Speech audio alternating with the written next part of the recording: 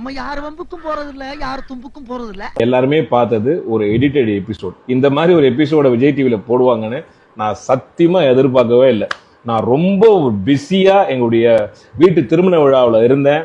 விஜய் டிவில இருந்து எனக்கு கால் பண்ணி இந்த மாதிரி ஒரு ஷோ பண்றோம், நீங்க கெஸ்டா வாங்க, இந்த மாதிரி உங்க வீட்டில் இருக்கிற நாய் பத்தி பேசுங்க, அஸ் அ டாக் லவரா வாங்க அப்படின்னு கூப்பிட்டாங்க. நான் சொன்னேன், ஆர்குமெண்டா இருந்தா நான் தயவு செய்து வரல, நான் ரொம்ப பிஸியான ஒரு விஷயத்துல இருக்கேன் அப்படின்னு. அதெல்லாம் இல்லை சார், ஆஸ் அ டாக் லவரா வந்து உங்க ஒப்பீனியன் மட்டும் சொல்லுங்க அப்படின்னு அவங்க சொன்னாங்க. அந்த கான்வர்சேஷன்லாம் நான் வச்சிருக்கேன். ஓகே, ஆனா அங்க போனா என்ன சரியா பேசவே விடல. ஸோ என் அன்பான ஒரு வேண்டுகோள் என்ன அப்படின்னா, உங்க எல்லா விருப்பத்தோட விஜய் டிவி நிறுவனத்துக்கு அந்த unedited version of the episode அதை நீங்க போடுங்க. ஓகேவா? மக்கள் வந்து எவ்வளோ ஒரு துடிப்பா கொந்தளிச்சு என்னென்னமோ கவர்மெண்ட் மேல போட்டுட்டு இருக்காங்க. ஸோ இது வந்து எவ்வளவு எனக்கு எதிராகவும் டாக் லவ்வர்ஸுக்கு எதிராகவும் எவ்வளவு மோசமா அந்த விமர்சனங்கள் போயிட்டு இருக்கு.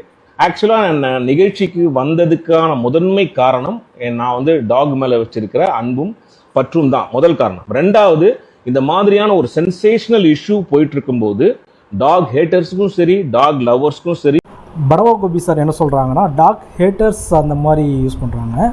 ஆக்சுவலாக வந்து டாக்கை வந்து யாருமே ஹேட் பண்ண மாட்டாங்க. ஆக்சுவலாக வந்து அவங்களோட வீட்டில் உள்ளவங்களை கடிக்குது அந்த மாதிரி இது பண்ணும்போது அவங்க சஃபர் ஆகும்போது அவங்களால வந்து அவங்களோட ஒப்பீனியனை வந்து ஷேர் பண்ணுறாங்க. ஆனால் வந்து யாருமே வந்து ஹேட்டர்ஸ் கிடையாது. பொதுவாக இந்த சமுதாயத்துக்கு நம்ம இந்த விஷயத்துல ஒரு தீர்வு கிடைக்கும் அப்படின்ற ஒரு நம்பிக்கையில தான், அதுவும் கோபியுடைய ஷோ அப்படின்னு நம்பிக்கையில தான் நான் வந்து என்னோட நேரத்தை ஒதுக்கி இந்த இடைப்பட்ட நேரத்துல வந்து அந்த நிகழ்ச்சிக்கு வந்து, அது எல்லாருக்குமே தெரியும். ஆச்சரியமே கேட்டாங்க, என்ன சார் வீட்டில் கல்யாணம் வச்சுட்டு நீங்க வந்தீங்களா நாய்க்காக அப்படிலாம் கேட்டாங்க. ஆனா எபிசோட் பண்ணும்போது பாத்தீங்களா 9 மணிக்கு மேல வரக்கூடாது, அது மட்டும் போட்டாங்க.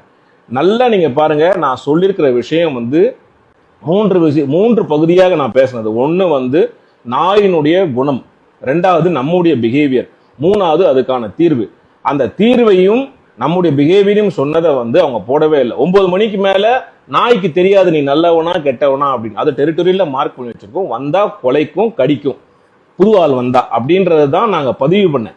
ஆனா வெறும் 9 மணிக்கு மேல வரக்கூடாது, 11 மணிக்கு கூட யாருமே ஏரியாக்குள்ள வரக்கூடாது அப்படின்னு கட் பண்ணி அவர் கேட்ட கேள்வி ரியாக்ஷன்ல இதை வந்து சார் என்ன சொல்றாருன்னா, 9 மணிக்கு மேலே வந்து யாரும் வந்தா நாய் கடிக்கும் அப்படின்னு நான் சொன்னேன், அதை மட்டும் தான் போட்டிருக்கிறாங்க. நான் அதுக்கு மேலே வந்து புது ஆள் வந்தால் கடிக்கும், அதை வந்து நான் வந்து பேசுனது வந்து கட் பண்ணிட்டாங்க அந்த மாதிரி சொல்கிறாப்புல. ஆனால் அதுவுமே வந்து எபிசோட்ஸில் வருது. என்ன சொல்ல வரீங்கன்னா, எப்ப அந்த குறுக்க ஒரு நாய் வந்து உனக்கு ஆக்சிடென்ட் ஆன மாதிரியே ஒரு குழந்தை வந்து ஆக்சிடென்ட் ஆயிருந்தா என்ன பண்ணிருப்பேன்னு கேட்கறது இருக்குல்ல, இன்சென்சிபிலிட்டியோட உச்சம் இது. No, I completely condemn this. I completely condemn this. அது எப்படி நீங்க பேச முடியும்? ஒரு நாய் குறுக்க போய் ஒருத்த வந்து ஒரு புள்ள சாகிறதுக்கும் ஒரு புள்ள குறுக்க போனதால நீங்க கீழே விழுவது ஒண்ணா? அம்மா பேசுறத பார்த்தீங்கன்னா நம்மளுக்கு ரொம்ப ரொம்ப ஷாக்கிங்காக இருந்துச்சுங்க.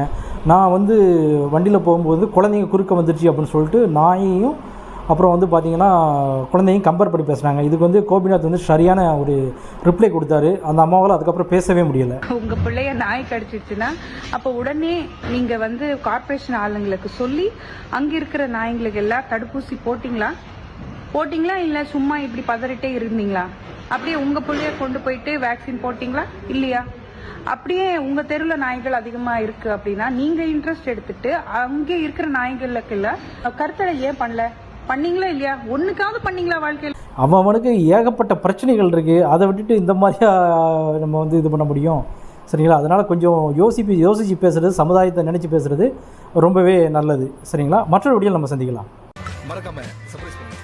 ஆண்கள் மற்றும் பெண்களுக்கான சிறந்த ஆடைகள் பிக் பாஸ் கலெக்ஷன்.